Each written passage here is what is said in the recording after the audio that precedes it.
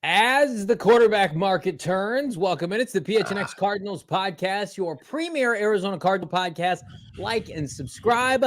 Leave us a 5-star wherever you get your programming. Become a diehard. Go PHNX.com. Pick up a free hat and or shirt every single year. I'm Johnny Venerable. He, the co-host, Bo Brack, Damon Dog behind the mic. We are roughly 2.5 weeks away from the 2024 NFL Draft. And man, oh man, some shakeup at the quarterback scene, or so we think, with one JJ McCarthy being eyed in New England, Bo. That's right. I'm locked in, Johnny. I have to say, I'm locked in right now. Like all these trending topics like WrestleMania, the Eclipse, I could care less. We're 17 days away from the NFL draft, and all I want to do is know what's going to happen with our beloved Arizona Cardinals and what's going to happen before that, because it seems like things are getting a little murkier now. Hearing reports out at Foxborough, Elliott Wolf, the guy who seems to be calling the shots as far as the Patriots, he likes this quarterback when the entire time we just thought it was going to be another quarterback. Colin Cowherd is saying definitively that Jaden Daniels is going to Washington, while Jaden Daniels is joining his buddy Malik Neighbors on some stream, and they're insinuating it's not going to be Washington. Could it be Vegas? It's just like, this is peak draft silly season, and I'm ready for it to be over. I'm ready to get some answers for all these questions we have. Drop a like on this video. The goal on a Football Monday is to hit 500 likes here for the trifecta, PHNX Cardinals. Speaking of trifecta, pick 3, you mentioned it. Tom Curran, interviewed him at Radio Row Super Bowl week, maybe the most plugged in Boston media member as it relates to the Patriots. Longtime Hall of Fame voter, has been on record recently stating that 3+ first-round picks is not enough for the Patriots to move off of pick 3. So let me reiterate. So a package of 3 first-rounders and then some, potentially 4 if you're the Minnesota Vikings. Right. You have that leverage. You can do that. That's not enough, which leads you to believe that the Patriots are going to take a quarterback at pick 3. Like, I think there was some, I don't know, rumblings post-combine that maybe New England was going to deal down. They've got so many holes. They have clearly, Bo, talked themselves into a quarterback within this class that they feel like, rebuilding roster be damned, if we pass on this player, we will regret it, even if we're going to start Jacoby Brissett 17 games. Right. So, again, who is that player now, and how does that adjust the potential leverage that Monti Ossenford has? Interesting talking point. Yeah, absolutely. The player means everything. It really does. I mean, as far as, who the Vikings and how much they're willing to pay, our guy Benjamin Albright has maintained that the Vikings like multiple quarterbacks, and that's good news for the Arizona Cardinals overall. But is there one prospect in particular that they're willing to pay the ultimate, price premium for to get up from 11 to 4th overall? And is it Drake Maye? Because a lot of people want to play an easy connecting in the dots, because Drake Maye was on the same high school team that Josh McCown coached when he was coaching his son for one season. And people are like, well, it's got to be Drake Maye. But there's that team, that pesky team standing in front of them, potentially, if they get up the draft board in the New England Patriots, that you would just assume, looking at prospect rankings, that it's going to go Caleb Williams, Jaden Daniels, Drake Maye. But now reports coming out that Elliott Wolf, we have this Elliott Wolf, he seems to have some sort of interest in JJ McCarthy. This is via the Twitter streets. This is, quote, I'm not big on McCarthy being a top 10 selection, but the Michigan signal caller to New England was the buzz on the pro day circuit.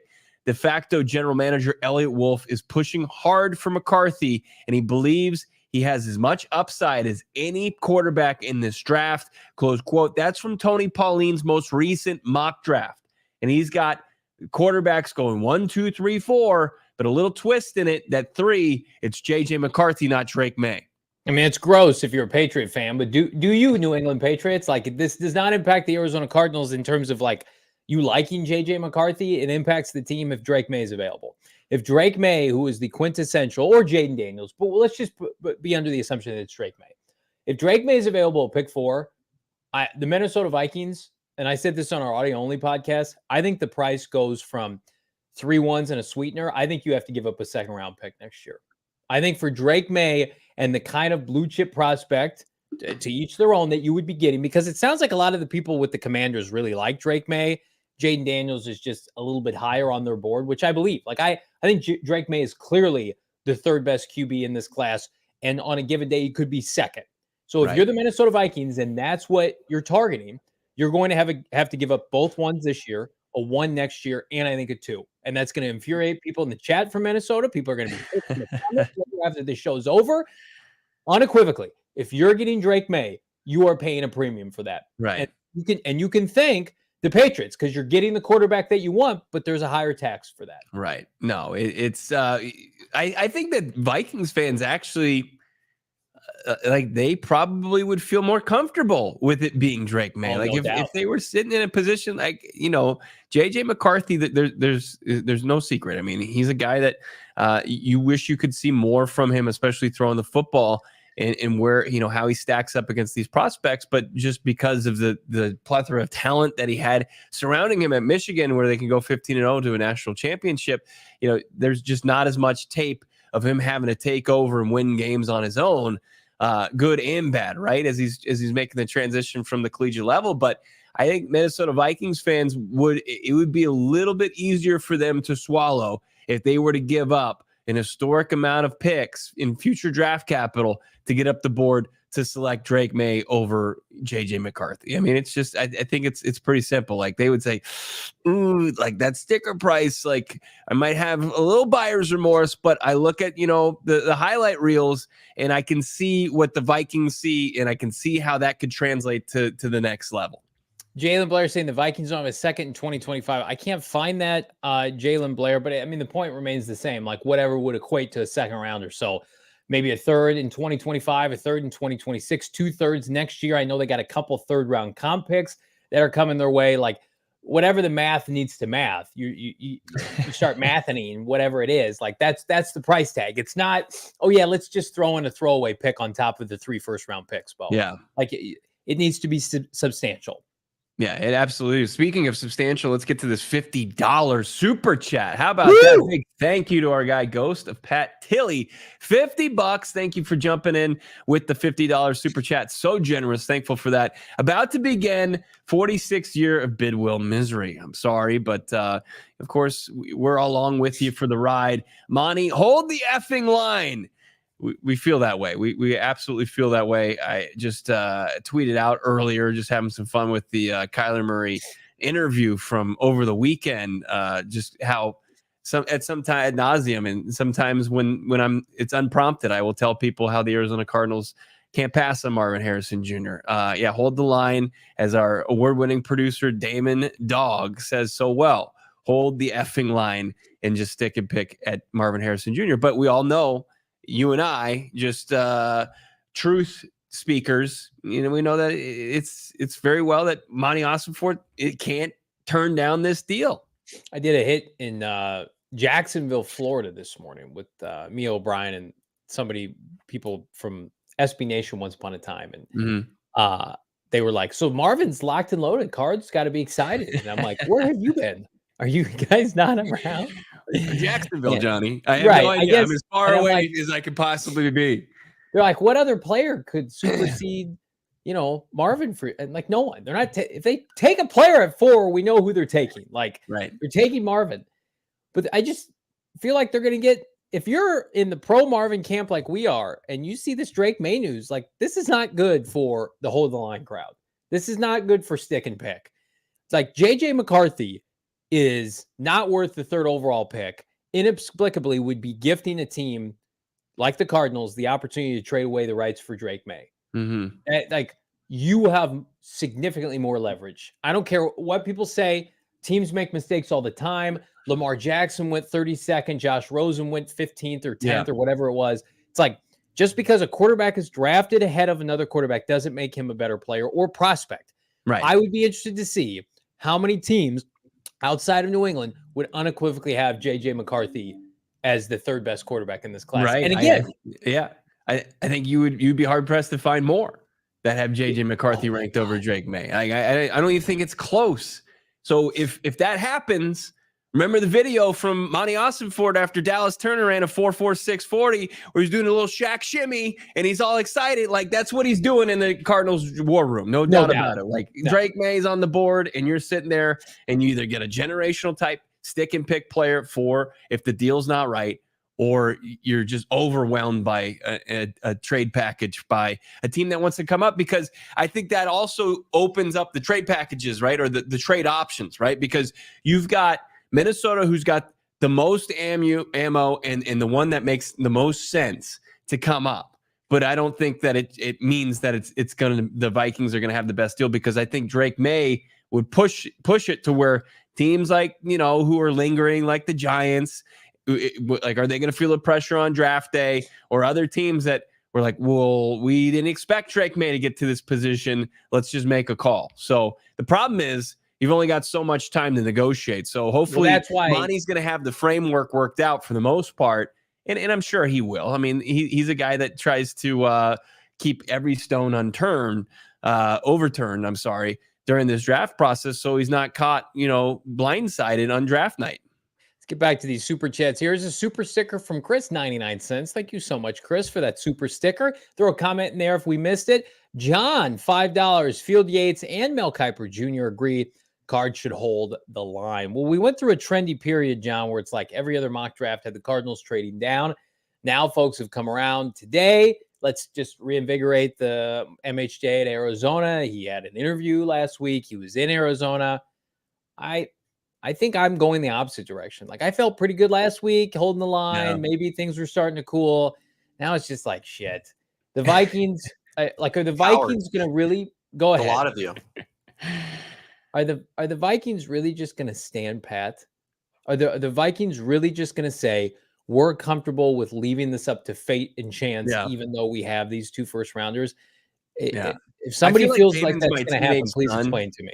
I feel like Damon's my teenage son, and he doesn't know how the real world works. Like, he's just like, Dad, you're a coward. Like, you're not doing what's right. It's like, I have a job, I pay taxes, I keep a roof over your head. You don't know how the real works. Damon's 13 years old, if you didn't know. He's our 13-year-old producer. I just want you guys to know that I'm clipping all of these, and we're gonna make a big folder. I want to see it. Lay it out. All I just full want to ammo see it. Look, when Marv is number 4. I would love to see that, but that's the worst part of this all, right? Is because we're sitting here 17 days from draft day. The Cardinals still have the pick, and they're just days removed from Marvin Harrison Jr. being at their facility, gracing them with his presence.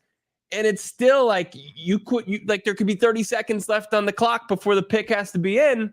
And it's still not a given that he's going to be an Arizona Cardinal. It's the Spider-Man meme. Just carry me away as we take Jacob Cowing, 3 rounds later. And I'm just like, pfft. I mean, like, we're going to get to it. Cardinals have worked out an infinite number of receivers this draft process. They've had, of their top 30 visits, I would say a 5th, a 4th, or wideouts. I mean, there's 7 one wideout. 7 of the reported, 19 are wide receivers. That's what my math is. That's way more than that. That's what's reported. I mean, there's 11 other prospects that we don't know. What do we got? Well, when are they talking to Brian Thomas Jr.? Why haven't they talked to Brian Thomas Jr.? I don't know. Damon's got something. The 4th overall pick, our good friends at BetMGM have moved up Marvin Harrison Jr. to -200. Okay. So it's up you don't 25? like that? You guys don't like that? You guys don't like the odds moving in our favor? So tell me what, hey, I love our friends. I like it going in that direction. You have to be aggressive on the line. That number. Tell me when there's a 3 in front of that number. Then I'll take it seriously. I will tell you. I don't take you seriously, though. Outside of your phenomenal work, as much as Bo hates pro wrestling, if you have not seen the Marvin Harrison Jr. hold the line meme that we have, the video that Damon made on PHNX _Cardinals on WrestleMania weekend, go look at that. It's the greatest thing this company has ever done. It's so great. I just wish I had a heart for pro wrestling. I just don't. You didn't grow up. We were children of the Attitude Era. You're not into any of that? I don't even know what that means. Oh my God! Like, well, come on, man. Once upon a time, who is part of the? Is it Hulk Hogan or is it after that? Stop. You're embarrassing yourself. I don't even want to go through this. I don't care. Look, dude, like I prefer my sports to be real It's and not ruined, it's not a sport. and usually ruined by and tarnished by like bad officiating at the end of it. Like I don't the actively story not watch to come together. I don't actively watch like current pro wrestling. Like I know of the people, but like we had Seth Rollins available to come on this podcast during Super Bowl week last year. He was 5 feet away from us, and I'm like, "Oh yeah, let's do it. Let's have some fun. Let's get some views." And Bo's like, "I don't want that. I don't want Seth Rollins on this show." And What's I the was like, "Okay." angle? What's the angle to the Cardinals? Yeah, it's like, that's all I want to know. How does this impact Kyler Murray's legacy? That's all I want to know. How does this impact Kyler Murray's legacy? What does it have to do with the Cardinals? Couldn't Because take otherwise, 5 minutes to I talk could to give a Seth shit. Rollins. Had to make it Cardinal centric, man. Love it so much. Like this video. I basically did tell Seth Rollins I didn't want to talk to him like to his face because I didn't know it was him. You're like, you're beneath this show. We will not. Then he hops on CHGO and does like 20 minutes because he loves the Bears. Speaking of CHGO, we're hoping to get Greg Braggs Jr. on the show later this week, as is Brian Baldinger, set for Wednesday. Baldy's back, and draft week is here or quickly approaching. So, again, to kind of put a bow on this first segment, Bo, like, do you believe now that if JJ McCarthy goes 3rd overall, that the package increases for the Arizona Cardinals at pick 4? Slightly. I think you get the Vikings to probably commit to everything you're probably commanding. Like their guy, it feels like he's their guy. Yeah. And I know that there's conflicting reports. You know, they like Jaden Daniels, they like Drake Maye, they find with JJ McCarthy. It just feels like Drake Maye. And if you kind of take the pulse of the Vikings fan base, like they thought that they were trading for an extra 1st round pick to trade and get Drake Maye. Like that was the first name that was bandied about. And then it's like, ooh, here's something sobering for you.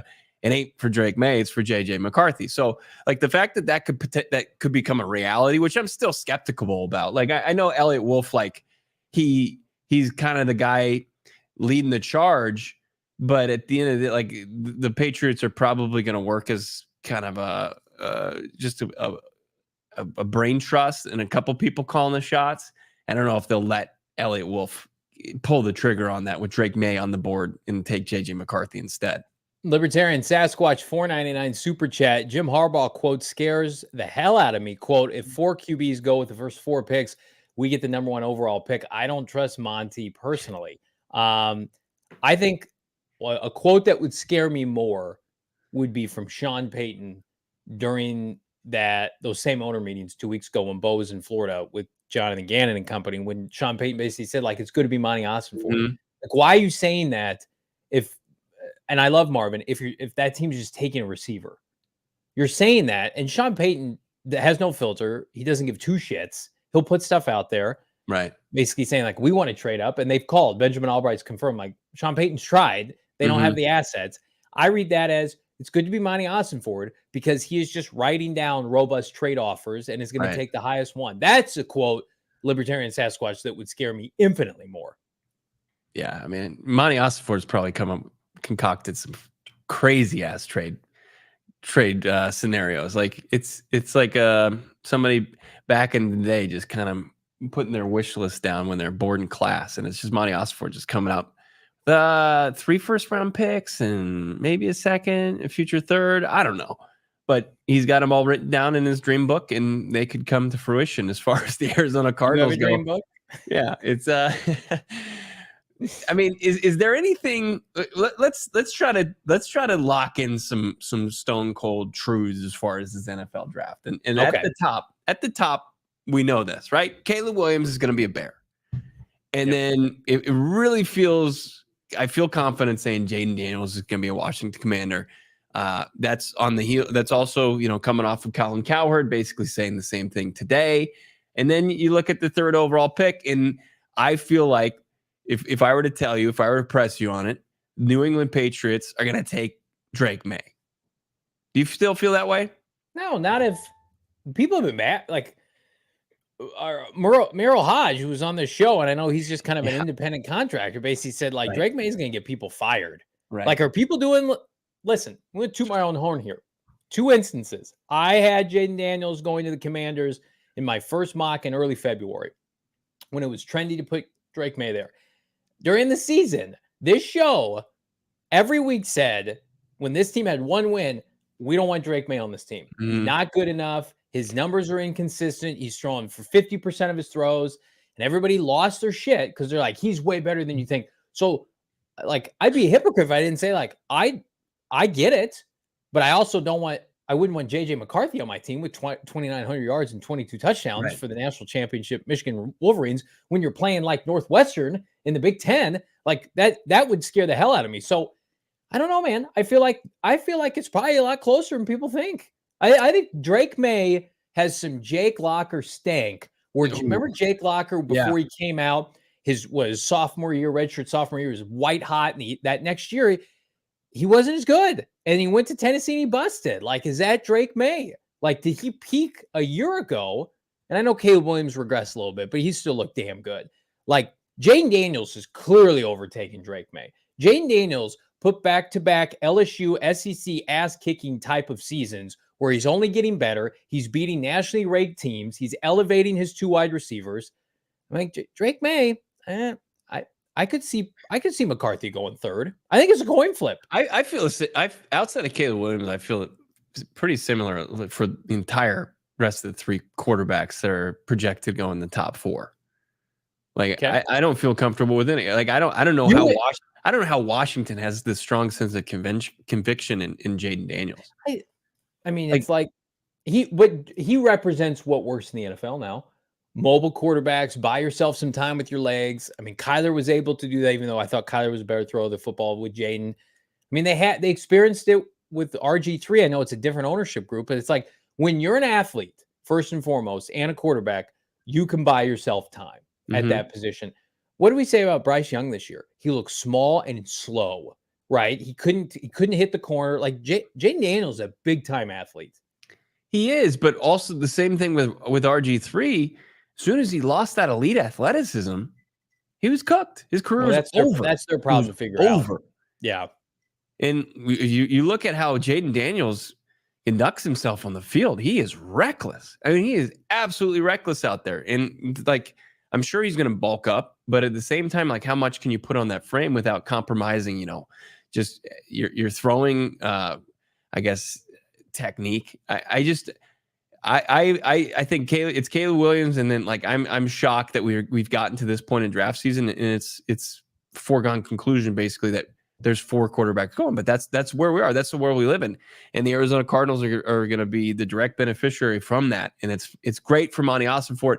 And I agree. Like, I think as much as I want to see Marvin Harrison Jr. catching footballs from Kyler Murray for the next half decade to decade.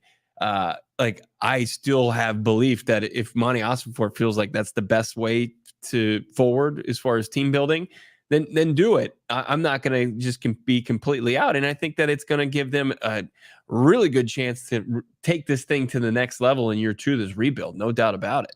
Yeah, I think they're going to trade the pick. We're going to talk about potential targets, top 30 visits, who was in the building today, multiple stud level prospects visiting the Cardinals. Why don't you take some time, visit the Stud Sportsbook. It's BetMGM first bet offer, $1,500.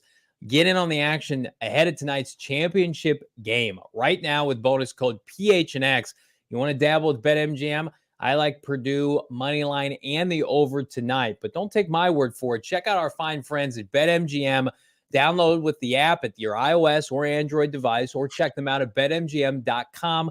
Sign up and deposit at least $10 into your BetMGM Sportsbook account. Place your first wager and receive up to $1,500 back in bonus bets if that bet loses. So you place 10, you win 10 if it loses. You place 1,500, you win 1,500 in bonus bets if it loses. So anywhere between 10 to 1,500, those are your bonus bets to earn. If you win your bet, you get your winnings. Great deal. Only available with our friends at BetMGM, only with the bonus code PHNX.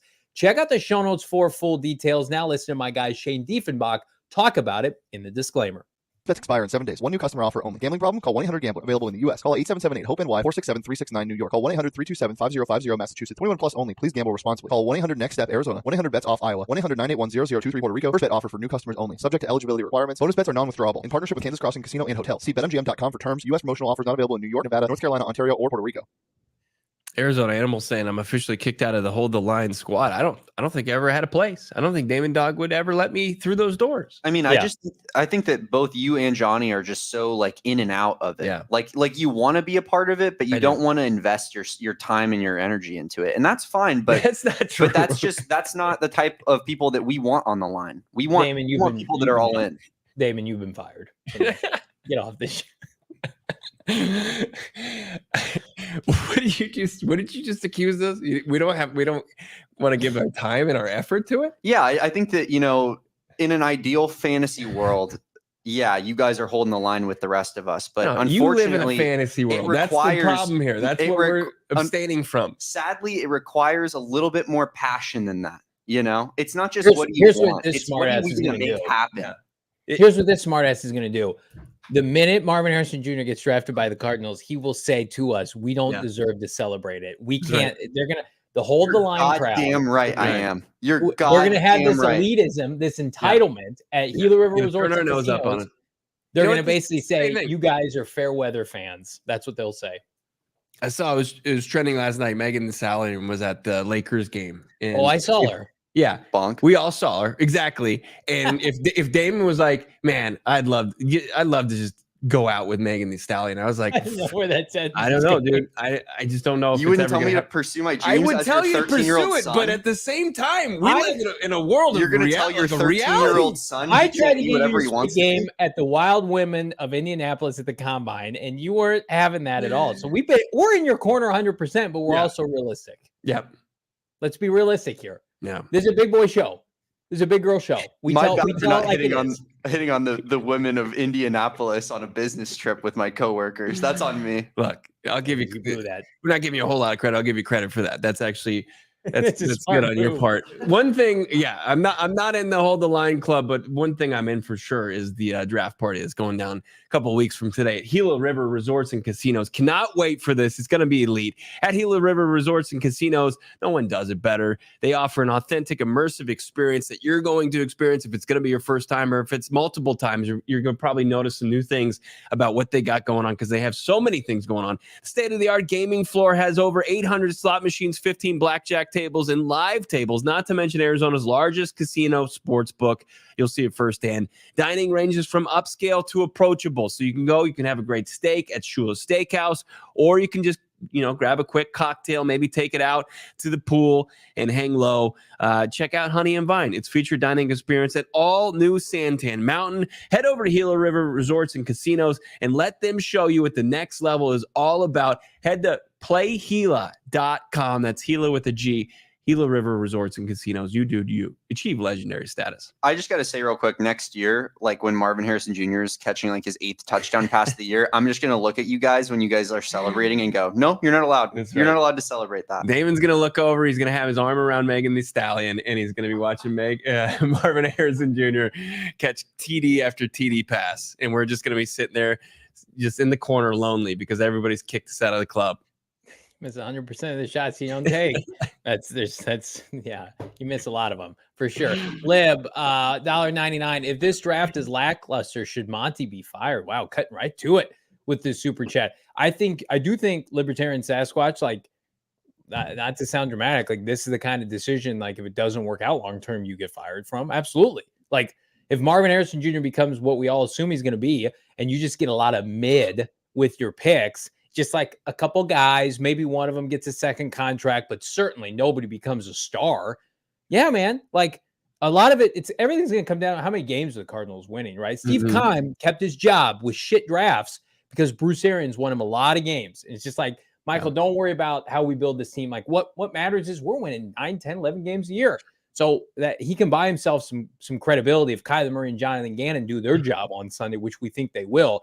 But Marvin becoming a star and the Cardinals missing on their picks for the most part, 100% is a fireable offense. Yeah, 100%. Yeah, look, it makes things a lot tougher. It does. You really do back yourself into a corner as a general manager. So like the old regime did things against the grain, but as you mentioned, yeah, Steve Keim had the ear of the owner.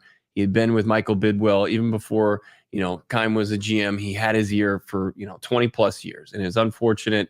And he just kind of was ingrained in the Arizona Cardinals organization, and everything that Michael Bidwell knew about team building, he probably learned a lot of it from Steve Keim, and it was unfortunate. It put the Cardinals back. But the Cardinals at the end of like the Keim Cliff regime, they did things so against the grain, and they did it without mostly positive results. Yeah.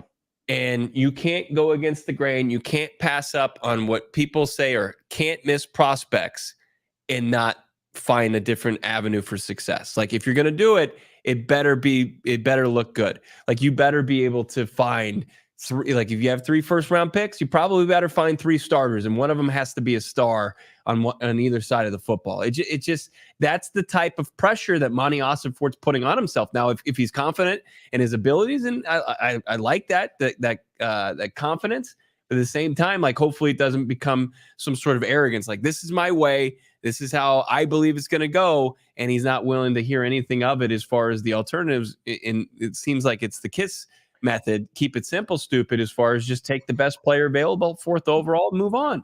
Yeah, but I think if you talk to Dave Sears and Ossenfort, they would say, we love our big board. We love the prospects in this class, and we feel like we're going to hit a grand slam in this draft. And I hope that they're right. If they have 11, that's what Cardinals fans do have to separate, right? It's not Steve Keim trading down from, to get 11, 23 future first and having the 27th overall pick. I mean, that to have that many hacks at the plate, and you're a big time hitter, you're a home run hitter like Monti Ossenfort, we believe he can be. You better hit some out of the park. And here's the reality situation. Even if, fair or not, you get 11 and 23, and 11 and 23 are not studs. If they hit on 27 and 35, it's probably a moot point. If those players, if they get an interior offensive lineman and a receiver, one of those 2 picks, and they're stars for you, 11 and 23 don't have to live up to as much potential. The Cardinals, with all the assets that they have, a lot of these guys can carry the weight. Whereas with Marvin Harrison Jr., like you're putting a lot on him. And I understand that. And you should. He's the 4th overall pick, but they're going to spread it out, and they're going to emphasize. We talk about this all the time off air, Bo. Like this team, as much as we think that they're going to be competitive, I think they're going to be a borderline playoff team this year. Mm-hmm. They just don't have enough good players yet.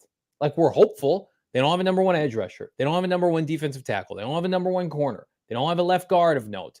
They could use another tackle. Absolutely. They don't have an X receiver.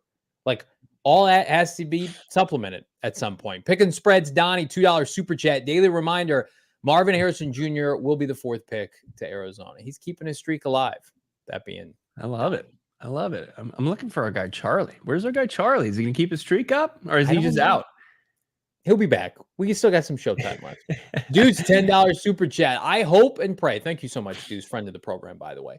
I hope and pray that Monti Ossenfort saves us from ourselves. We went from if K1 had a better O-line, he wouldn't suck, to we don't need an O-line, to shiny new toy, Marvin Harrison Jr. Marvin Harrison Jr. fans are Keim all over again. While I think that's a little bit extreme, Deuce, here's what I will say. They want to win with physicality, offensive line play, and Kyler Murray wants offensive linemen. So if they pass on Marvin Harrison Jr., it's not them going off course. It's them sticking to how they want a team build. And fair or not, you have to trust in that process, Bo. They're going to continue to flood those positions, like the trenches. They are. Like they're going to go, like they signed Jonah Williams, they signed Evan Brown, they re-signed some guys like Tristan Colon, Elijah Wilkinson, and it's things that aren't going to get any, flashy headlines, but they're going to continue to invest, and they're going to invest, like if it's not premium picks right now, and I'm sure it will be in the future, they're going to continue to try to flood those positions with what they deem, young, controllable talent that they want to draft and to develop. And they have a lot of confidence in their coaching staff. Like once they get, talented prospects in the building, that they'll be able to kind of lock those guys in and make them, productive pros. That's what, and I think, it's a sample size, no doubt about it, one draft class, but, I think the 2023 class should give you a lot, of confidence and faith in this organization that it knows what it's doing. Doc XD, $5 super chat. Finally, first live I could join. Well, welcome, Doc. Nice. Thank you so much for that super chat. Chiming in. Love listening to these in the background when I'm at work. Much love from Maryland. K1 MVP next season. Thank you so much, Doc. We appreciate the support. Glad you were able to hop on for your first official live show. And Bo and I mentioned this on the audio-only podcast, which I encourage everybody to check out on our podcast feed, PHNX Cardinals. I think Kyler Murray's going to have his best season ever. I think Kyler Murray is locked and loaded. Drew Petzing's offense, full offseason, Bo being healthy and ready to go. Marvin Harrison Jr. or not, I think Kyler Murray is going to have his most efficient NFL season. Yeah, he's poised to absolutely do so. Like when I talked to JJ at the league meetings, and I said, but what are you expecting out of Kyler? What should we know about him? He's like, oh man, he's just ready to go. He's been at the facility, a bunch, and he can't wait to see him hit the grass this spring. And he will be, because it's that extension kicks in. He's got those workout bonuses, so there's no reason he won't be out there. And I think he's just chomping at the bit to pick up where he left off, where he was playing his best football at the end of the season, which, we know this organization, good football at the end of the year, we're not used to seeing that. And Kyler Murray, since he joined the organization, hasn't experienced that until, getting under Gannon, getting under Petzing. And I think that they want to, Kyler Murray's been talking to the coaching staff and saying what he likes, and then they've come back to him, and it's just kind of they're marrying all these different things. And going into year 2, there's a huge expectation across the board that people are going to take a tremendous jump. And we saw it in Philly with Jonathan Gannon's defense. I'm sure you still need talent to do so, but we saw a huge jump, and they just kind of took off. And I think Kyler Murray in this offense has the potential to absolutely do that. Who's going to join Kyler Murray offensively or defensively? Let's check in, Bo, on the recent cumulative top 30 NFL draft visits the Cardinals get, as well as everybody else, 30 prospects that they can bring to their site here in Tempe, here in Glendale. This is the offensive side, Bo, joined by one Rome Odunze, who is in Arizona. He's at the Tempe facility today, presumed top 10 pick and presumed trade-up candidate should the Cardinals go to 11. Yeah, got a couple, 3 Washington offensive players, and why not look at one of the best offenses in college football that made its way to the final game of the season, albeit they lost to Michigan. But you got the running back who got injured at the tail end of the college football semifinal, Dylan Johnson, but he's a hard, violent runner of the football. And then you've got, Rome Odunze, who can do it all, 6'3", good speed, just an absolute big home run threat, and also just legit in the red zone. And so is his teammate that they brought it, or that it was reported, I think it was ML Football that had the report, Jalen McMillan, which kind of profiles more of a slot receiver at 6'1", missed some time last year, but when he came back, he was absolutely a problem in the red zone for opposing defenses. And McMillan looked really good, over 1,000 yards the previous season. You look, 7 wide receivers are on this list when we look at these offensive players, Johnny. In like, they are absolutely, like we said it on the Audio Only last night, and I still encourage people to go check it out. But this is a sign that the Arizona Cardinals are going to use their double-digit picks to continue to rebuild this wide receiver room and infuse it with young talent. Yeah, not a quarterback on this list for the Kyler Murray haters, which is interesting. Plenty of wideouts, though. And we mentioned they've got 3 guys in that room that they like. I know, it's loaded. Of that group, outside of the big 3, of that group, like, who's playing X? So you strike out. And this is like the biggest PTSD, stomach churning scenario for Cardinal fans. You pass on Marvin, you trade down. You don't get Malik Neighbors or Rome Odunze. What's your plan? Like, I look at that and I'm like, that's not a plan. There's no Troy Franklin on that list. They didn't talk to him at the combine. Mm-hmm. Xavier Worthy's not, I don't think, an option, at least in the first round, to be an X receiver. You mentioned it. He's not ready to do that. Where's Brian Thomas Jr.? Yeah. So that list, if you're reading the tea leaves real quick, tells me that the Cardinals expect to use their first pick on a receiver by hook or by crook. If they trade down, they will do everything they can to come back up. But if you strike out, be prepared for a committee at that position opposite Michael Wilson. Be prepared for, let's just throw Brendan Rice. Let's just throw a couple different guys. There are only so many ex-alpha wide receivers that are ready to go. Now, you could develop somebody. You develop Michael Wilson. But this team has different expectations. So I'm a little bit fearful right now Again, I call it the slums, the wide receiver slums of the 20s. You have pick 23 and 27, 35. Doesn't guarantee you anything. When Buffalo and Kansas City and those kind of teams, maybe even like a Dallas, all those teams in the 20s are licking their chops to take a wideout. Like, again, I think I would feel better about that. If Brian Thomas Jr. is on that list, you'd be like, okay, you have an option to take him at 11. You could trade down and take him at like 15, 16, 17. Mm-hmm. Where's Brian Thomas Jr.? Well, I mean, here's what I'll tell everybody when I put out the list of what I've compiled over the last couple of weeks as far as these top 30 visits, like those are 18 and 19 that we have via various reports, right? Yeah. But that's not everything. Like, that's not all the guys that have visited. There's still, 11, 12 guys that have made their way to the Cardinals facility, and Brian Thomas Jr. could be one of those guys. Joe Alt could probably be one of those guys. Byron Murphy II could very well be one of those guys. Like, they've shown that they want to continue to do their homework on these top prospects because they could be anywhere, especially in the first round, within striking distance of drafting these guys. Yeah. So they're making sure to vet these guys to the best of their abilities. And what did Jonathan Gannon tell us? Like, what Jonathan Gannon, when I asked him, what's your role out here at the combine? What are you trying to figure out as far as the prospects? They love ball, right? Do they love ball? Are they team first guys? And they're continuing to vet that. And they're trying to figure out, is this going to be a guy? And it was a horrible, news over the weekend that Tavondre Sweat got, a DWI.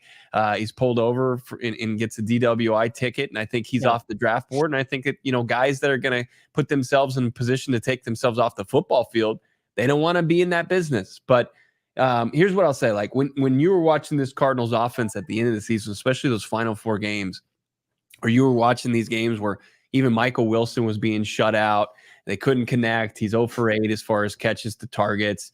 You got Greg Dortch, who's emerging, Hollywood Browns dealing with injuries, battling injuries, and you're looking at this offense and it's moving the football and it's converting in the red zone, and you're seeing Kyler Murray play decent ball. And sure, there was a little uneven play, especially in Chicago. But what you saw from like Pittsburgh, Philly, and Seattle, you saw an efficient offense. And I think at any point, if you had asked somebody watching those games, say, hey, how would you like to add a second round, third round wide receiver to the mix right now? Somebody would have signed up for that immediately, because I think it would change. It would just boost the offense even a little bit more.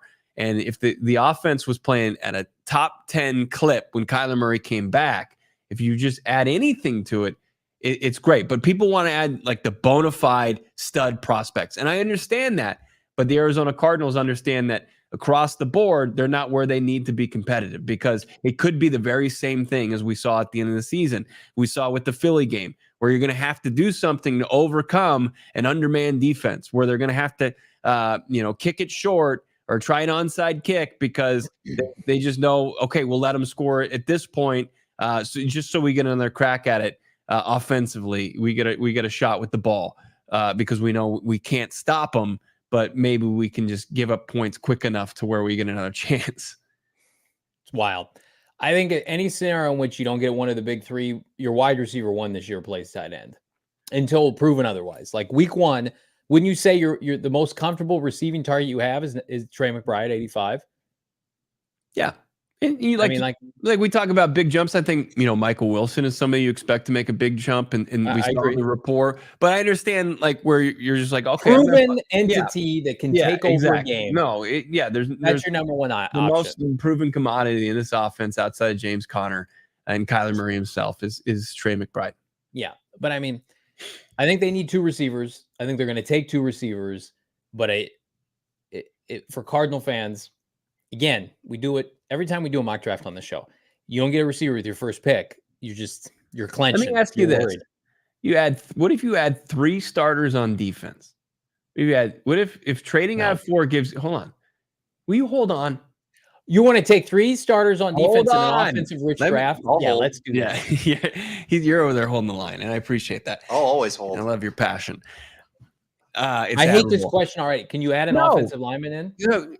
You get 3 starters on defense, and then you add potentially 2 playmakers in the wide receiver room. I think it would be a mistake. No, because I think this defensive class, why are we leaning into not the strength of this class? You wouldn't want to potentially the top. I know this. You don't like Quinyon Mitchell, even though that's foolish. Like Quinyon Mitchell is going to be a legit corner in this league. Okay, Steve Kime. Let's take a Toledo corner at 11.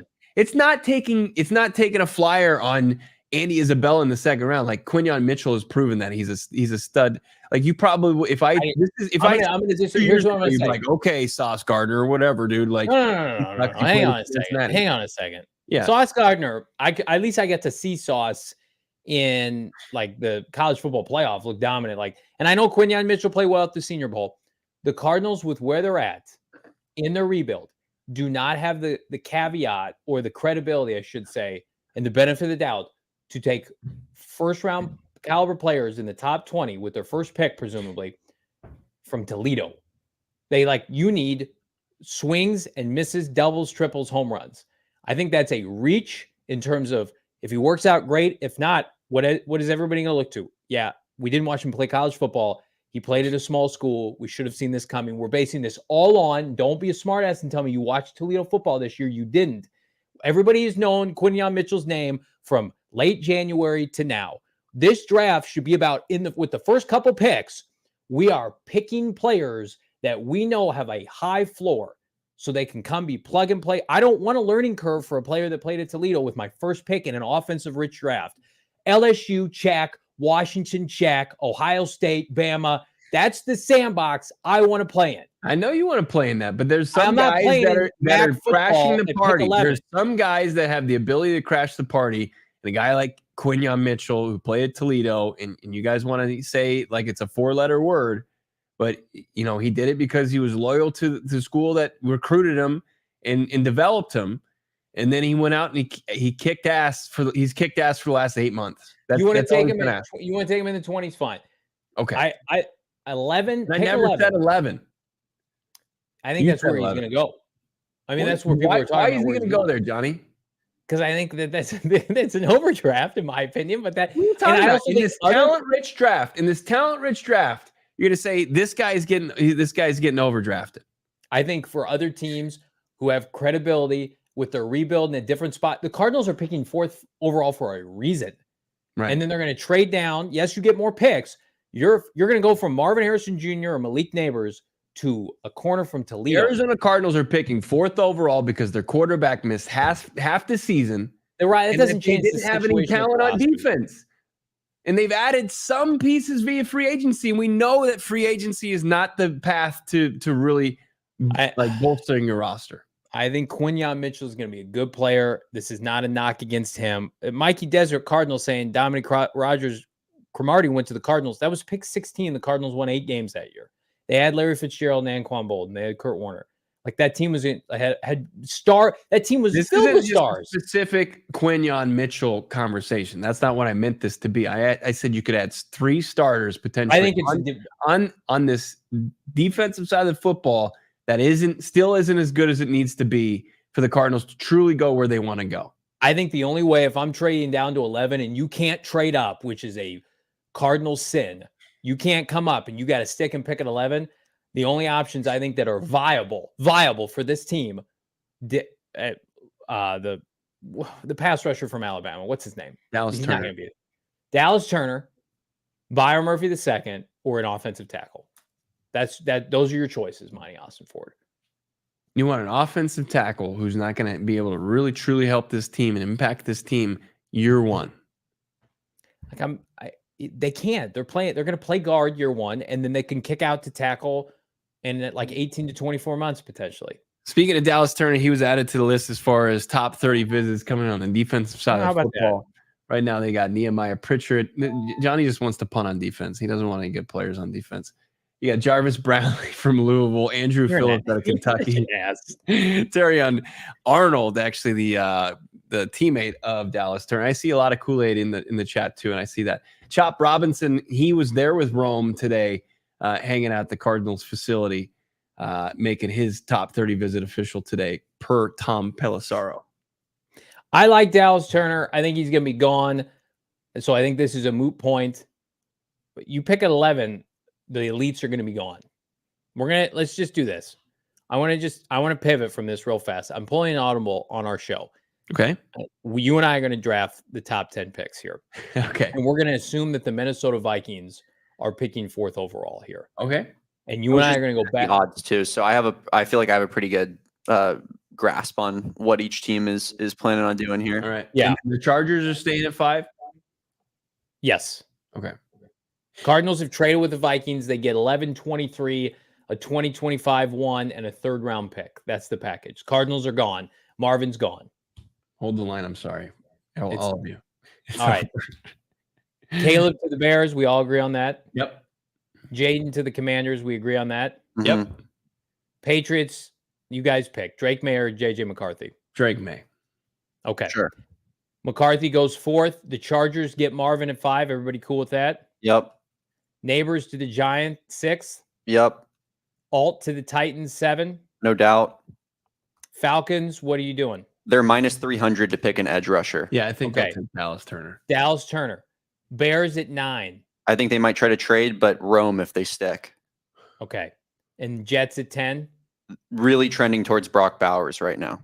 Or a tackle, right? But Brock Bowers is trending heavy. Plus Okay. 125 for the Jets to pick a tight end first. Brock Bowers not going in the top 10 would be a disaster for the Cardinals, given that they are not going to take him, and they're at 11. So that exercise is done for all of you that are scoring at home, that I talked about the slums of the 20s. The cold, hard reality of pick 11 is the blue chippers are going to be gone. Alt, the receivers, maybe another tackle, Dallas Turner. Who are you taking in that scenario, Bo, at pick 11? Take a hard look at the remaining edge rushers, which I think it's a reach at 11 for both Jared Verse and Latu. As you mentioned, Byron Murphy II is in the conversation there. Like I would assume Fuaga? if I love these comments. we talked about tackle, that's probably Fuaga. Fuaga is worth the 11th pick. He is absolutely worth the 11th And pick. sure, like when you talk about guys who do have versatility that can bump in, like I don't buy like a Fashanu or Alt. Like I'm sure like in a pinch you could put him at guard, but I don't want him starting their 17 games. But I think a guy like pick 11's cooked. Fuaga, it's not. Mm-hmm. It's not. And look, the Jets are a bad organization. The Tennessee Titans are a bad organization. They're poorly run. Like they could also just brutalize these picks. Atlanta's not that great of like Terry Fontenot's not a great GM. I'm with Ozzy. I would take Brian Thomas Jr. at 11. And I don't look, I don't have an issue with that. I mean, it's probably early for him. Malik Neighbors is convinced he's going to Buffalo somehow. I think that once we've talked about it a few times, but that like 11 to 20 range, I think all those players are pretty similar caliber. Yeah. I don't think that would be much of a reach because I think No that's one kind likes of pick exactly 11 where in he the is. chat. Huh? No one likes pick 11 in the chat. No one in the chat, and there have been about 20 people voicing their displeasure wants the Cardinals to pick 11. If we get 11, I would kind of want to move up again or move down again. I don't really want to stay at 11. I'm not so convinced that Rome is a lot to go to some of those teams at the back end of the top 10. Like the Bears, how many wide receivers can they actually deploy? They have DJ Moore. They just traded for Keenan Allen. I know that you want to get younger, but you're going to have the luxury of paying Allen. I think it's more than just a 1 year, stay for Keenan Allen in Chicago. Okay. I think the Jets take Rome if he's available at 10. No doubt. So the Jets have Garrett Wilson, and then who else do they have on their wide receiver? Mike Williams. Elijah Moore. Yeah. No, Elijah Moore's with the Browns now. Oh, they bailed on him. Yeah, I don't know. I mean, I don't think Rodgers wants a young receiver. Think nobody's ever given Rodgers a receiver. Nobody's drafted one wide receiver in the first round for Aaron Rodgers. Here's what we need. A merch at the PHNX merchandise locker that just says pick 11's gross. Can we just get those? Even if the shirt is good for like a week and a half, we need that. And then it's like a collector's item. Oh, they really never picked 11. They just traded to 11, then they moved up or down. But pick 11's gross. It's cooked. It's gross. I agree with the chat. I like that. I think you're kind of becoming a prospect snob. Like these are the only prospects I'll entertain for the Cardinals. This is this is a draft it's loaded with talent. It's absolutely just loaded with talent and guys that you're going to be able to get because of this run on quarterbacks. It's you're getting cooked in the chat. I don't care. 11 is yucky. Pick 11 is a burner phone. The Arizona Cardinals general manager. 11 is vomit. No joke. The Arizona Cardinals general manager is fully willing to trade out of 4 down for the haul that it takes, and he would make his first pick in this draft 11 potentially. Yeah, I think that's that does nothing for you. You're just like, oh, Monty, you have no idea what you're talking about. 11 is yikes, according to. I think it's 11 is vomit. I like that one too. I think it's a poor decision for a lot of different reasons. I'll tell you a good financial decision for you all is to check out our friends at Desert Financial Credit Union, the official credit union of the Arizona Cardinals for more than 84 years. You know, Desert Financial, they'd never trade down to 4 to 11. They know that's not a smart financial decision. They've got financial experts who are committed to their members and the community, offering financial solutions tailored to helping real people achieve their financial goals and dreams. They've got checking accounts, Venerable household, savings accounts, mortgages, loans, credit cards, investment options, and more. And again, even better if you're an Arizona sports fan, represent the Red Sea with the Arizona Cardinal Visa debit card. Show your team spirit today. Open up a free checking account online. Get an Arizona Cardinal Visa debit card. Check them out at desertfinancial.com/CardinalsBo to get started. Open up your free checking account in a matter of minutes. Debit card comes in the mail just a couple days after the fact. One of the best financial decisions we've made here at the Venerable household and PHNX Sports. Our commitment, partnership, Desert Financial Credit Union. Desert Financial will even allow Pick 11 to open up a checking account. They'll welcome with open arms. There's an annual fee, though. There's a fee this poor Pick 11 has a family, guys. Arizona Lottery promoting, of course, their new Arizona Adventure Lottery tickets, where you've got 3 different ways that you can win. You got the old traditional way, get your lucky coin out and just scratch away. You can win up to 50 grand. It's got 3 iconic landscapes: Picacho Peak, Monument Valley, Camelback Mountain. You can win up to 50 grand, as I said, or you can check in on these geolocated adventures at 10 destinations across the state, from Flagstaff to my beloved Yuma. Check in at www. Why did I say that? You don't have to do that. azadventure.com. Why is that even a copy? Why do we put www? We know that.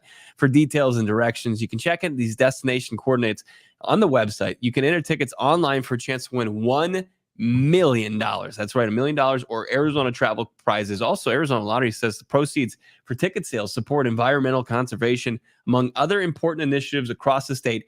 Arizona Lottery is not just about winning prizes, and it's about giving back to its communities. Check them out, azadventure.com, for more information, how you can take an adventure for a chance to win $1 million in cash and Arizona travel prizes. Pick 11 is Johnny's leftover steak, according to Deuce. Arizona Animal, Pick 11 is an abomination. Picking spreads, Pick 11 is going bankrupt. Man, Pick 11, public enemy number 1. Coyotes moved the team. Their owner's public enemy number 1. Pick 11's public enemy number 2 in Arizona. Is that a fair assessment? I think it's a bit unfair, but let's take a look. Last year's Pick 11, 2023 draft. All right, this doesn't do its case very well. Peter Skoronski in his baby arms. You know what, Marvin? This is what you're getting. The previous draft, Chris Olave, not a bad Pick 11. 2021 draft. Can I just say something, and not to Justin kind of poo-poo what you're. How's that? Do anything for you? No, because like this, every draft is different. Just like every person is different, and we can't judge people on old demographics. We can't judge people on old drafts of the past. This draft is unique. It has very special players that are available at a very specific time. It's called the top 10, and you go down to 11. And those players they're gone, right? Outside of the quarterbacks, Joe Alt, the receivers, Dallas Turner, those aren't available to you. So what are you doing, Monty Austin, for it? Let's just be smart. I like this comment. I can't remember who said it. The Lions rebuild kind of laid the template. Yeah, they traded Stafford and they got some picks for it, and that's where the bulk of their rebuild came from. However, when it was time to take a premier player like a Penei Sewell or their pass rusher, they didn't dick around and say, you know what, let's water this down. We don't need a quarterback. They took the best player. And guess who are the two best players on their team in the postseason, respectfully, at the line of scrimmage? The two players that they took in the top 5 to 6 in back-to-back drafts. Like, picks are great, but at the end of the day, you get picks with the hope of being able to draft a player the caliber of Marvin Harrison Jr. Like, 11 is a long way from 4. I don't care. I know it's only 7 spots. It's a long way, especially you were being gifted this opportunity. These quarterbacks are going above you. You're having you have basically the first pick in the draft, as Jim Harbaugh said. Why do you want to mess that up? I don't know. Not my favorite. Basically getting the 7th pick in the draft at 11. Yeah, but I mean, you've probably got go before. two of the 4 quarterbacks that aren't top 10 worthy. Say that again. You've 2 of the 4 quarterbacks that go probably in the top 10. Probably not top 10 prospects. It's the future picks. That's what he wants. And like, I get that. You want an extra, it's not even 4 and 11. It's like he wants 23 and he wants a 1 next year. He wants to operate, but those players, man, those players are going to be drafted in the 20s. 23 this year and next year, I think we both agree it's going to be late teens, early 20s for the Minnesota Vikings. This is not some Chicago Bears, Carolina Panther Fugazi where you're getting the first overall pick with the Vikings.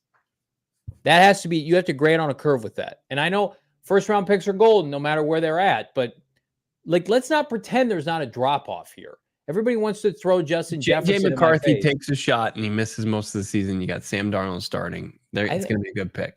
Okay. Oh, but now we're playing the Houston Texans game from last year. And we're hoping and praying. You just want to call, you just want to like, that's what it is. It's just going to be lightning in a bottle. But how many times I said on the show, elevate that. When have the Vikings been terrible? I mean, look, they don't have to be terrible for it to be a decent pick. Like, it could turn into pick 11 and your money. Okay. I mean, they missed Justin Jefferson most of last year, and they were starting the Dobbs. Player got hurt in football?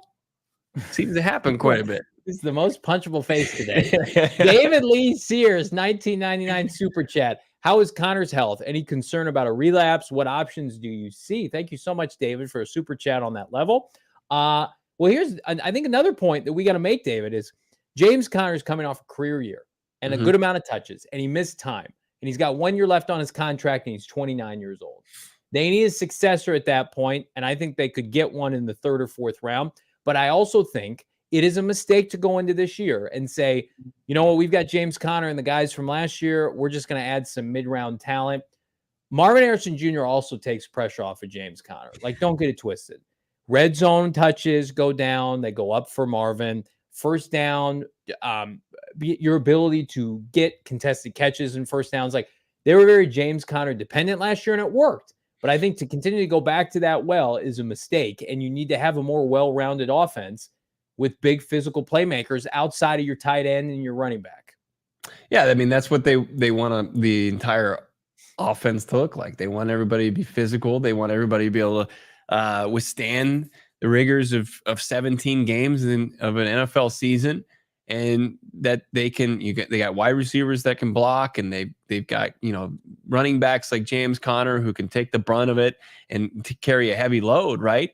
But at the same time, like it, and I disagree with this, Harmony. I'm not anti-Marv. I just think that there's different paths to getting better. And look, I agree. Like, I think 4 is the correct path, right? But if Monti Ossenfort, his philosophy in team building is to accumulate as much picks and assets as possible to do some damage, and be able to do damage at any point in any given offseason or season, then that's what it is. And I trust that he's going to be able to find talent in this draft. He was able to find it beyond the first round last year. He was able to set himself up to own this draft, regardless of what they do. So, yeah, I mean, Connor's health is good. He ended the season probably healthier than he ever has. His workouts are famous as far as what he's doing in the way he's leading in that locker room. Jonathan Gannon said he's the blueprint, and he's going into 29, year 29, and he's poised to have another big season in a contract year. So, but I wouldn't say that the Cardinals aren't going to try to find his successor in this draft, because I think they will. They've had already a couple running backs come through. They got 2 on their top 30 list. They just added one from Kentucky, who's a great story, Ray Davis, and then they brought in Dylan Johnson out of Washington. And Dylan Johnson, he looks a lot like James Conner. He's a big physical guy. He does. I want to talk about Cooper DeJean and the performance he put together today at his pro day. But first, I want to talk to you about the performance from our friends at Circle K.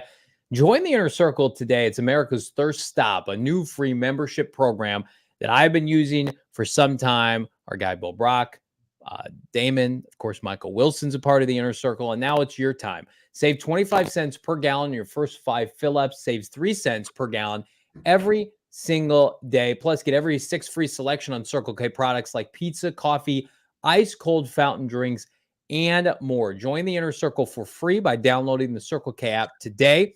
Terms and conditions apply at participating locations. Visit CircleK.com for more details. Is at Circle K this week. I loaded up on snacks. Got a nice big iced tea. Helped me run my errands. Fueled me up with some good caffeine, and then fueled my car up for next to nothing compared to some of these other competitors out there. And plus, there's Circle K's all over the valley. Drive safe, drive efficient, drive with our friends at Circle K. Yeah, it was an honor this weekend. I became a premium member of the Inner Circle. Ooh. If we told you that it's free, it's free. And I'm getting 5 cents off per gallon every fill up. That's legit. You just got in there? I just did. Oh, that's crazy. I've been there for a while. I know. That's all good, though. You're leading the charge on a lot of things. Damon's the elitist today. He is. But look, pat on the back for our guy Damon Dog. Also, pat on the back for our friends over at OG's Brands. If you think what I'm talking is crazy with pick 11 still being in good position, get a solid player, you might think I've been taking and dabbling too much in my own collection of OG's Brands gummies. But there is a Gummy Madness Champion. It's a sleep edition. Check it out. You got the buy one, get one free deals all week, April 8th on the Gummy Madness Champ Sleep Edition gummy. Also, if that's not your bag, check out what they got as far as OG Brands, all their products. They got the naturals, the vegan gummies. They got the big gummies. And, of course, they've got the fruits, the creams. Find out what's your favorite gummy over at ogsbrands.com. You can find them in your local dispensaries, Sunday Goods, which is just down the street from where I live. Whatever dispensary you like to frequent, you could probably find OG's, Arizona's favorite cannabis kitchen, and also follow them on your socials. You got to be 21 years or older and enjoy them responsibly. Did you check out the Eclipse today, Johnny? No, I don't care about that. Yeah, I mean, it's fine. Did you see Buddha Baker checking out the Eclipse today? Yeah, I'm excited that other people were excited about it. Do we have that? Buddha. Do we have Buddha? This was Buddha Baker on his Instagram today. He was checking out the Eclipse. He was doing it safely. Over here looking at the moon, looking at the almost eclipse. That just looks like the sun to me. Like that was that supposed to be the eclipse, or was that like pre-eclipse? That looks like I'm sorry. Can I just be kind of a Debbie Downer? What are we doing, guys? Humanity. Some of us work, I don't have time to dick around outside today. Okay. Some of us have responsibilities. And I don't really know what to say. The eclipse can I just say the eclipse mid? It's pretty mid. Yeah, I agree with you. I don't get it. Are you on the eclipse, Damon? I don't really care, but I mean, nice. I just love Johnny being like, "What are we doing here?" Yeah. Like, I'm gonna be in my house all day just grinding. Yeah, I don't have time for that. I don't have time for some silly. That's like. Here's the deal. My son's elementary school went and did that. That's who it's reserved for. The elementary school kids, the young kids, science teachers go out and screw around with that. The rest of us, let's be sensible, progressive members of society here, and we're outside dicking around with big sunglasses on, talking if that's the eclipse what Buddha just saw, because I couldn't, nobody definitively filmed it and put it on social media. Point from Sarah, or Sarah, that's that's what it looks like in Arizona, and other places it looks a little bit cooler. Isn't it an eclipse it just gets pitch black outside? Yeah, but it's like noon, so it's kind of weird. I don't have time at noon. He's grinding. It's a grind day. I think the day that ends in Y. I would tell you, I was more fired up about Cooper DeJean's workout today. Oh, Cooper DeJean. Now he's I don't think he's going to be a Cardinal because the consensus right now is that he's playing free safety in the NFL. Have you seen that? Have you heard about this? Mm-hmm. Free safety. So Cardinals have an all-pro elite free safety caliber player in Jalen Thompson. However, Cooper DeJean is going to help the Cardinals by going ahead of their pick in the 20s. Do we have these highlights or these metrics from Cooper DeJean's pro day? Oh, good hell. I think he was in the 1% for corners or defensive backs. This has him listed as a corner here. Yeah. And he'll maintain he's a corner. But the 40-yard dash, 4.43, that's enough to keep up with wide receivers in this league. He's got good size, over 6 feet, 200 pounds, bulky. And then you got, look at those. I mean, the 20, 10-yard splits are where they want. The verticals, 38.5, broad, 10 feet, 4 inches. Just had a really good pro day. He had a break. It was a broken bone that he suffered. So it wasn't any ligament issues from his final year at Iowa. He was one of the top players on one of the top defenses in college football last year. Yeah. I mean, he's going to be an elite return man, and he's going to be a kind of an all-over defensive back. I think the Cardinals though I am an Eclipse hater. I will put that on a t-shirt, the merchandise locker. I don't give two shits about the Eclipse. I'm like, we're here to talk about ball. We're here to talk about the NFL draft. Did you have any, like, when you were doing some other business, did somebody ask you about the Eclipse because it's such a trending topic and you just go mid? That was a mid Eclipse. Show me proof that like it was sweet looking. Like I haven't seen one thing. I never understood the intrigue and the excitement about the Eclipse. Remember last year we had like people going to certain spots in the United States to hunker down and look at it. How'd you use your PTO? Oh, I went and drove 6 hours to get a better view of the Eclipse. Loser. If you got some aliens to show me, that I'm on board with. Let's get some little green men down here. That I will do. But like, hey, look, the sun changed colors today. Yeah. Like, no. Let's rejoin society here. Here are the things Johnny Venerable's in on, okay? Fake wrestling. Okay? No, I'm not. SEC football players. Okay? Top prospects, not outside the top 10. Yeah. Right? And Star Wars figurines. The original trilogy for Star Wars, yes. Not the new Disney stuff outside of The Mandalorian. All right, let's keep it going here on this Football Monday. Do you guys know we're having a draft party? Gila River Resorts and Casinos. Now, the draft party is sold out. However, we gave away 3 tickets on Friday, and guess what? We're giving away more tickets this week.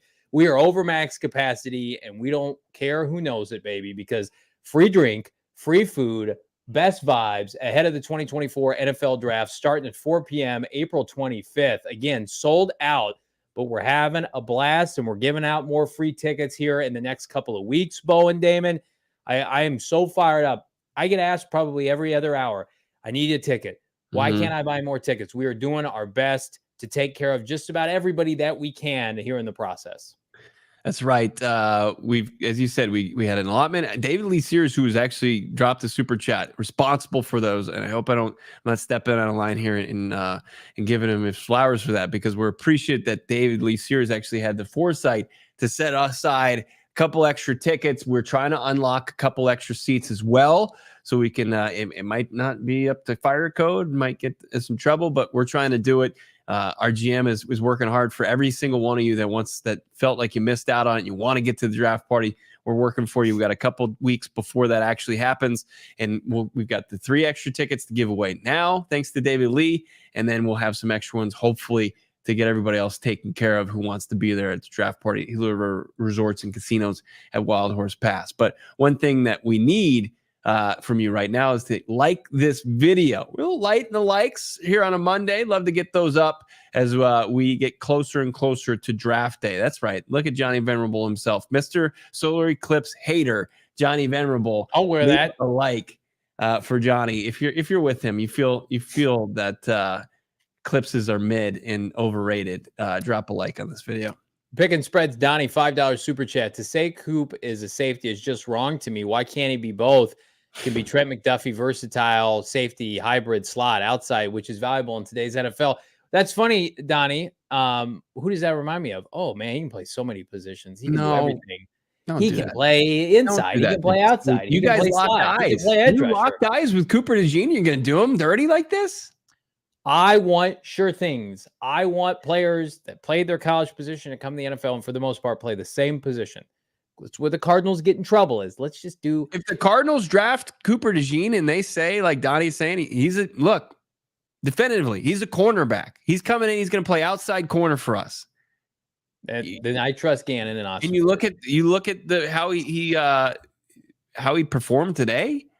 I mean, that should get you excited. But they have to say that. They can't say he's going to be a chess piece. Then I'll throw up in my hat. Then I'll be like, nope, I've seen this before. Now I know Austin Ford and Gannon are too smart for that. Also, I'm just being transparent. Monty Austin Ford would not take a safety in the first round. He won't. Look, he won't. So then if you took Cooper DeJean, he's going to play him a corner. So it would take care of itself. It would take care of itself. But Cooper DeJean is going top 20 now, don't you think? After today? Yeah. Probably. I mean, I think he's still in the conversation. Like, I think probably Quinyon Mitchell has the edge as CB1, and then Cooper DeJean is vying for CB2 with Terrion Arnold.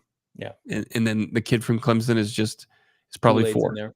Kool-Aid is in the 20s and early 30s. I mean, it's great. We're fired up about the 2024 NFL draft. We're fired up about you becoming a diehard. Go PHNX.com, coming off a banner month in the month of March, added a ton of new diehards to the Poppin' PHNX Cardinals member Discord. Now is the time, folks. Primed up and ready to go. Go get a free piece of PHNX Sports merch, PHNX Cardinals merch. Become a diehard. Go PHNX.com. You get exclusive access to everything on the website.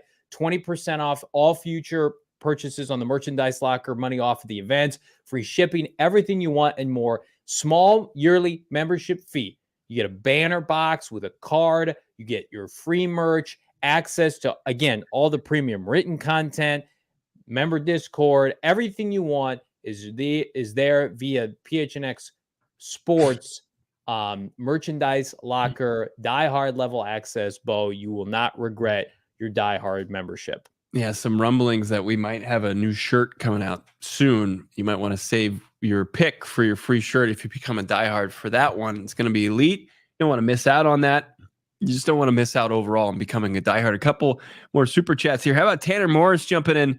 Hold the line from St. Louis. Thank you, Tanner. Also, let's get Darius Robinson to AZ. So he's probably watched some Darius Robinson football while he started at Mizzou before tearing up the Senior Bowl. We talked to Darius Robinson. I think we got the interview here. If you check out our Super Bowl Radio Row highlights, Johnny and I sat down with Darius Robinson for a few minutes. Very impressive kid and an even better prospect. Be interesting to see where he actually goes, if it's the tail end of the first round or if he's an early second round pick. Big fan of Darius Robinson. I pick 35 would be great. I just think he represents what the Cardinals don't have. Disrupting defensive tackle. They can get after the quarterback. You guys represent all that we have, over 340 right now live. Drop a like on this video. Subscribe to PHNX Sports here on YouTube. Again, the goal, 500 likes here on a Monday. Banner week coming up. Guests, insight, maybe some breaking news and more. Of course, Brian Baldinger on tap for Wednesday. In the meantime, for Bo, Brack, Damon Dog, I'm Johnny Venerable. We're back on a Tuesday. Peace. We all silly like the mayor.